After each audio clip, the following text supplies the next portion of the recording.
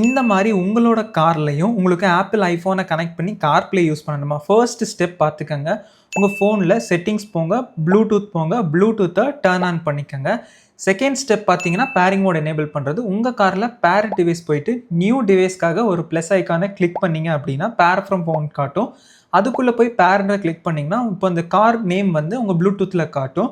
And அதை கரெக்டாக click பண்ணிவிட்டு வெயிட் பண்ணுங்கள்.